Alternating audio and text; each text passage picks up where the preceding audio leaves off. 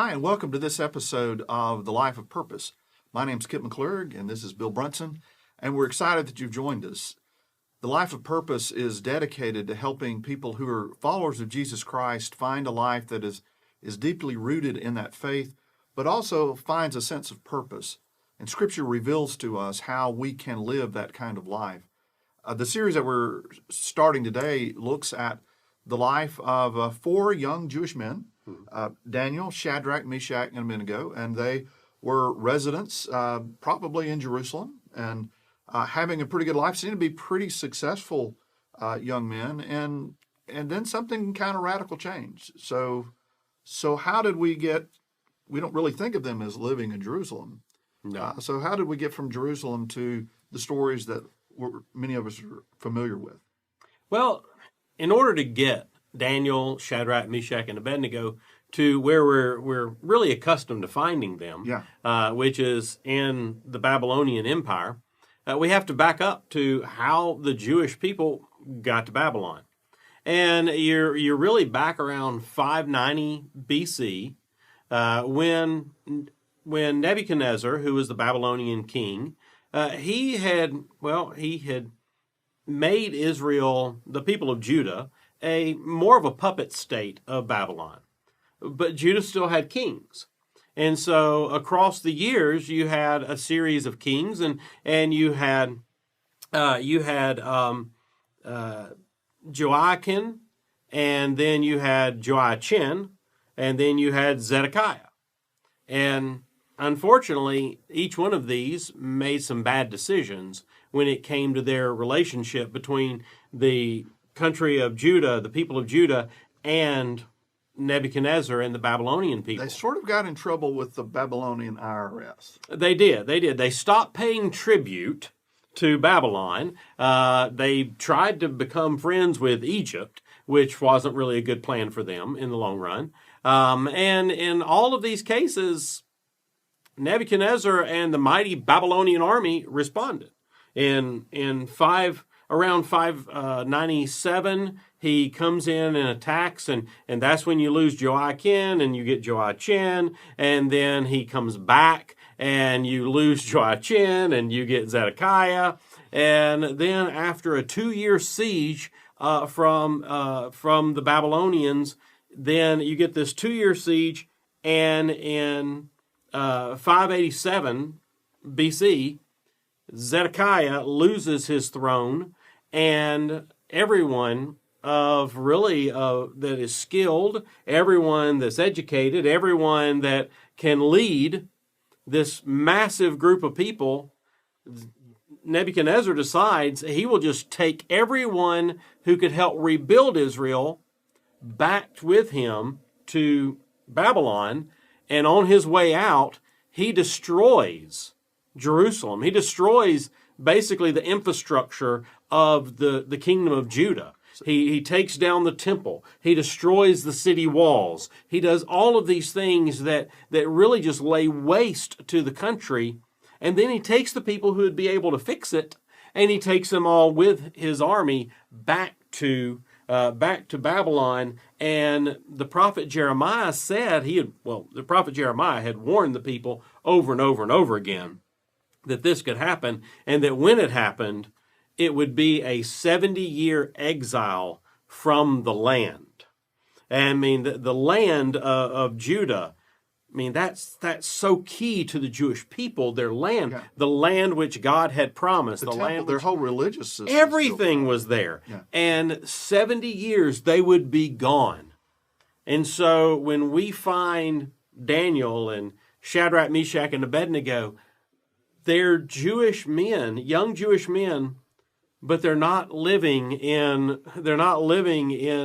Jerusalem. They're not living in Judah. They're not living in and functioning around the temple, but instead they're in Babylon, and they are dealing with the Babylonian king Nebuchadnezzar, and they're dealing with the Babylonian religion, and they're dealing with the worship of the king, and all of these things that is anathema to them as Jewish people.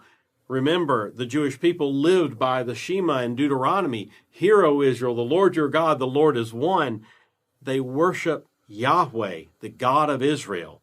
And now they're in Babylon. And they're surrounded by this whole other culture. And they have in their heart a desire to be faithful to God, as we would say, that they have a sense of purpose Absolutely. deeply related to God. But they don't have a lot of choices. I mean, their choices are to rebel, or the king has kind of put them into this administrative training program where they would make their way up into the administration of the Babylonian government. And so we find them in a place where what their greatest desires and hopes would have been, which would be to stay in Jerusalem or go back and rebuild Jerusalem, is not a possibility. No. And this other possibility comes, and we see that they choose, rather than to fight what has become obvious, well, they just try to find a new life of purpose in a new place. Right. They don't, well, one of the Psalms says, how can I sing a psalm of Zion in a foreign land? I mean, and you could sit there and wallow in that. But these four decided, how can I be faithful in a foreign land? Yeah. Not, how do I just keep wishing things were like they were, but instead, how can I today in my life, with all that I'm dealing with, all the pressures that I'm facing, how can I be faithful? And that was a completely unique way of looking at their faith life living in exile. Now, our series is looking at how do we manage change. And these were four people who were trying to figure out how to manage change. Now, you and I, each one of these series is kind of based loosely around a book or informed by books that have affected us in the past. And one of them, the one that really applies best today, is a book called Who Moved My Cheese by Spencer Johnson, who was a medical doctor. And it was a parable about two little people and a couple of mice. Yep. And their life would revolve around that every day they came out and there was cheese exactly where it was yesterday. And it was a good life. And it was a beautiful life. But one day the cheese quit coming. Right.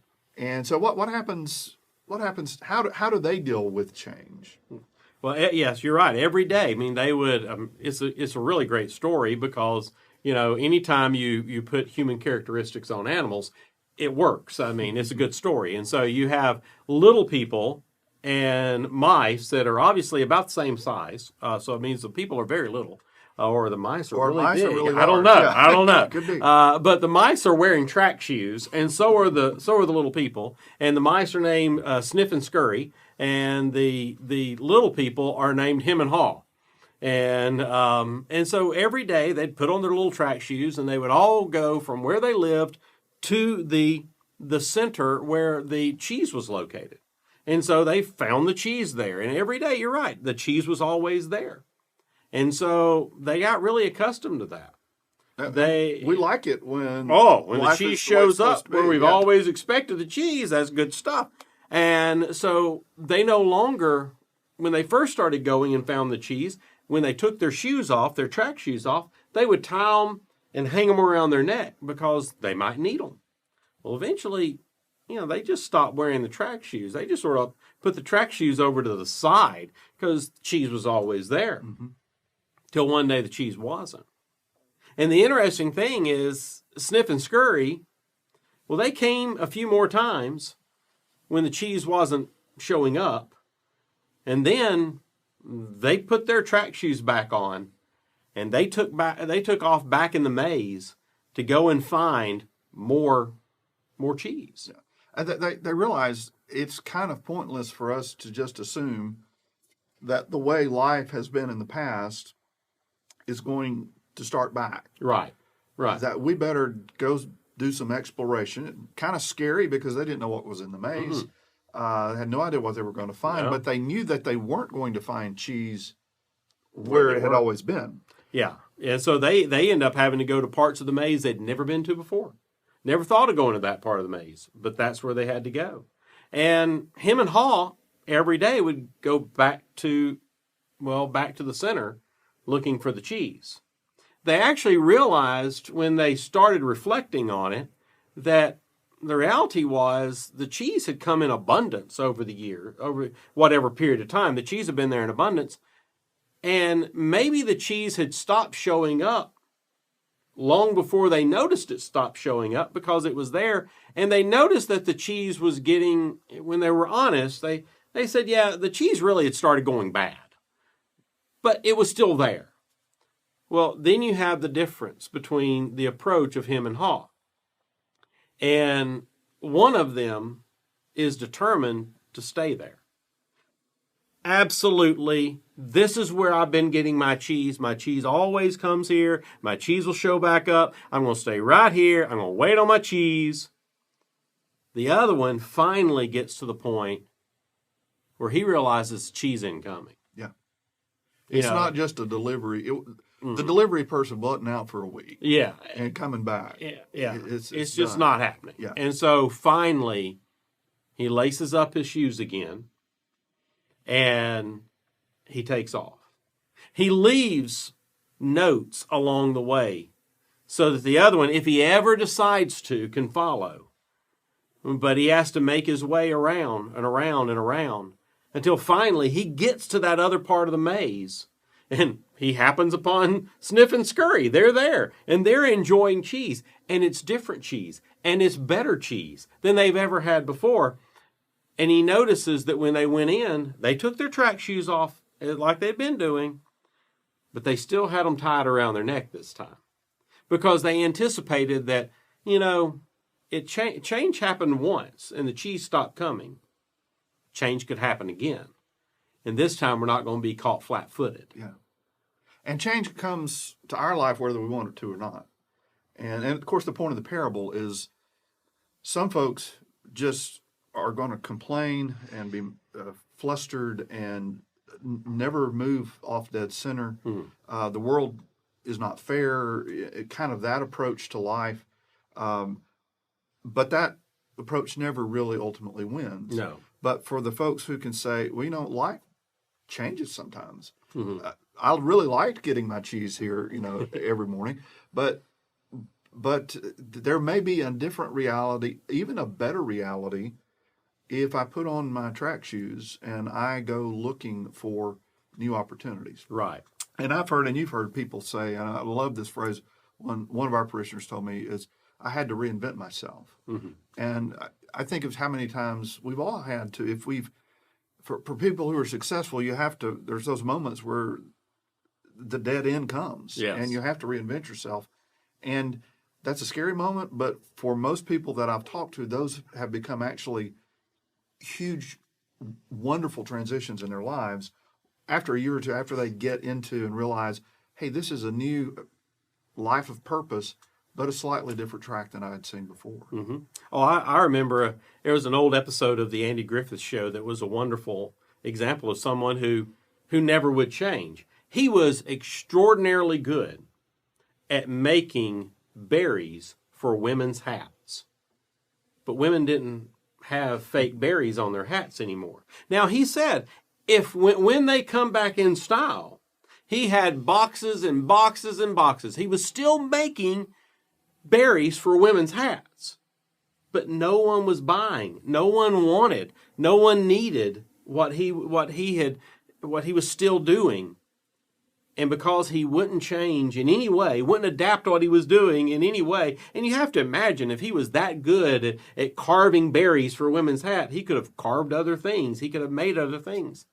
But he was so locked in.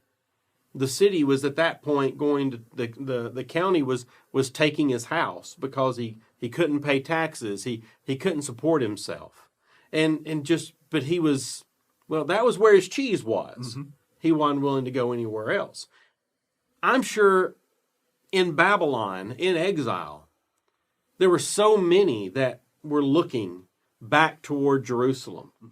And all they wanted was to get back to how things were. And wouldn't that be great if we could all press rewind every now and then and just go back to exactly the way things were? But instead, you have Daniel, especially Daniel, asking that question of, how can I be faithful here? Daniel understood that we don't serve a God who wants us to sit constantly looking backwards. But instead, we serve a God who wants us to figure out how to serve him right now, right here. And tomorrow, when everything changes again, how do we serve him there? And how do we serve him the next day? And just get used to the fact that change is going to come. Yeah. So in the coming 2 episodes, we're going to be looking at Shadrach, Meshach, and Abednego and how they were faithful to God in the midst of also trying to be faithful to Nebuchadnezzar. Right. And then we'll look at another episode at Daniel and how he was faithful to God.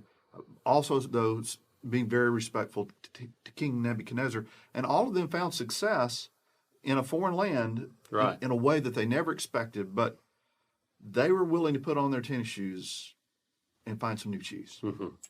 Absolutely.